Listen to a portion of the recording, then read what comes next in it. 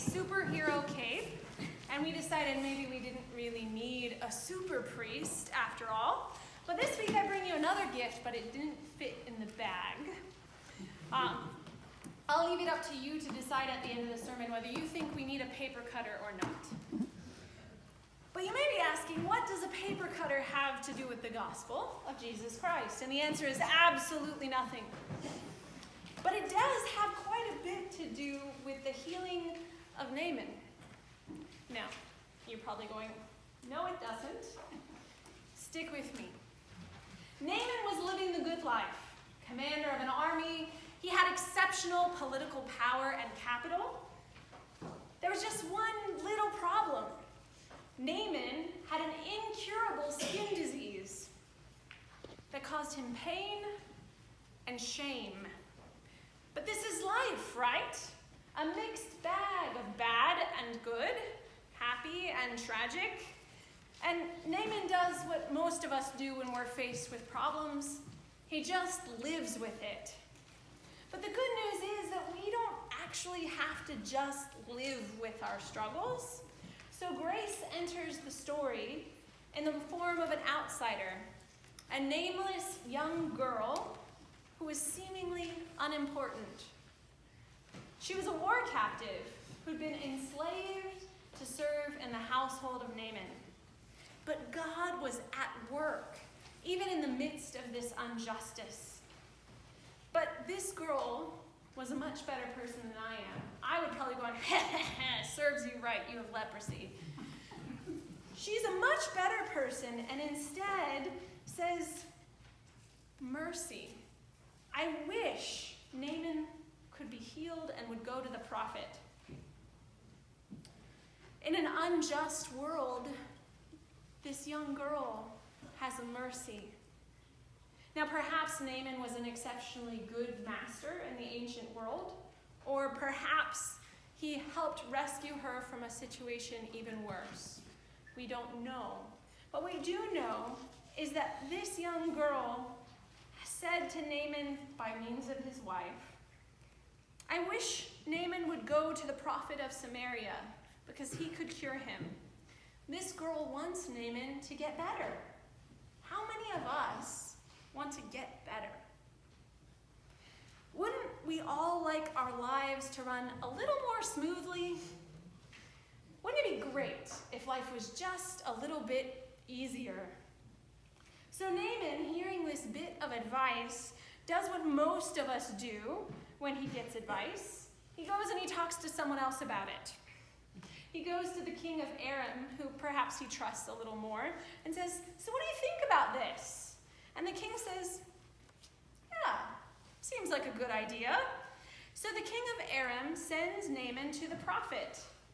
But now he's got to go by way of Israel, and he's got to bring 900 pounds of gold and silver and precious metal with him. Have you ever noticed the more people you talk to about a problem, the more expensive and complex the solution gets? It also gets a whole lot more time consuming, and the original clarity of the solution is lost. Because by the time Naaman actually gets to the king of Israel, the message now is, I present my servant Naaman, heal him.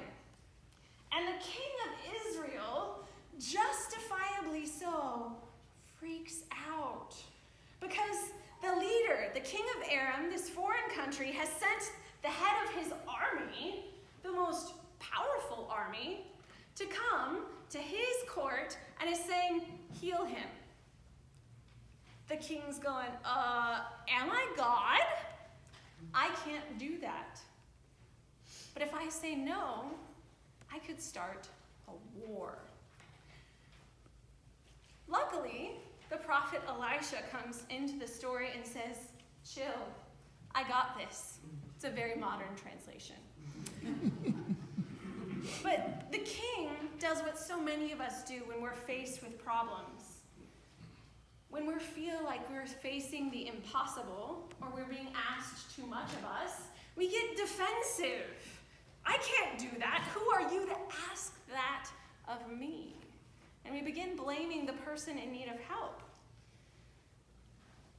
Have you experienced this?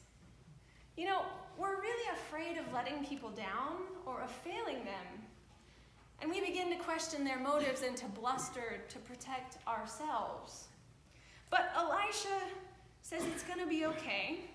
And he cuts through the pomp and the ceremony and all 900 pounds of silver and gold and says, you know, Naaman, I need you to go take a bath. Go wash in the river. And Naaman gets mad. I came all this way, lugging all of these gifts for this? A bath in your crummy river? I got rivers at home. I could have saved this whole trip. You see, when we've built up a problem to an insurmountable magnitude, we expect a complex and befitting solution. But when we take stock and really listen and are obedient, then we find restoration, healing, and transformation. Naaman is healed, and he's so happy about it. He says, let me pay you. And this is how you know Elisha's a good guy. He says, no. Grace is a gift, freely given. There's nothing needed in return. So what do we as a church have to learn from this story? And what, for the love of all of that, does this have to do with the paper cutter? Well, sometimes like Naaman, we ignore our problems. We assume they're insolvable, or we just stop seeing them. They've just become part of the landscape. Or we've talked to a lot of people about them, and we're very convinced that they're too expensive or time-consuming to solve. Or the solutions that have already been proposed, like Naaman, well, they just won't work. And I wonder, how often are we like Naaman? Do we disdain or discount the Lord's provision for us because it doesn't seem special enough? I've learned in my life it is a greater act of faith to trust in the ordinary means of grace, the everyday solutions, rather than just trusting in the extraordinary miracles of life. Now, the lepers we heard this morning are told by Jesus, go, present yourselves to the priests. Oh, thank you very much, Jesus. I'm coming to you with my problems and my needs, and you're saying, go take a walk. But we hear that the lepers went. They obeyed, and they found healing in the journey, on the way in their faithfulness. You see, transformation is a journey worked out in steps of obedience. So in my first week here, I have to tell you, I've discovered an ancient relic. Just one? A bizarre and unwieldy tool. A paper cutter that I was informed by Carol, no one knows my paper cutter like I do. She gave me permission to talk about it. It cuts no more than 3 sheets of paper at a time, and you must lift the handle, bring it up, in, down, quickly and firmly. I can tell you I've tried, and I can't make it work. But like the young girl in the story today, I think I have a solution. This problem is not unsolvable, and I can see it, and it's not really even that expensive, and you know what? I didn't even have to go to Israel to get it. So we have a new paper cutter. I'm gonna leave it in the box with the receipt until Carol tells me it's okay. Because the thing about solving problems is it's important to talk to the people who it most affects and get their permission and their blessing. So we have a new paper cutter, but I hope we have more than that.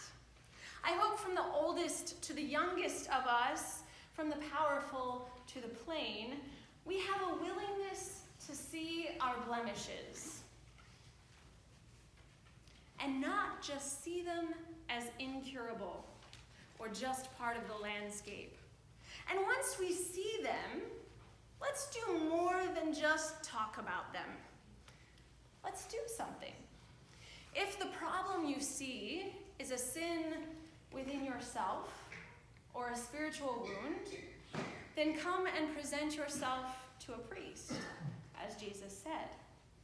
If it's a physical ailment, come present yourself for healing, to be prayed over and anointed with holy oil. And if it's a problem within the church that makes the life and work of ministry harder, let's solve it. Because believe it or not, this call that you've extended to me for transformation was already made possible by Jesus Christ, who transformed death into life and is making all things new. But sometimes the renewal comes through ordinary means, like a bath in the river, a trip to your priest, or a trip to Staples.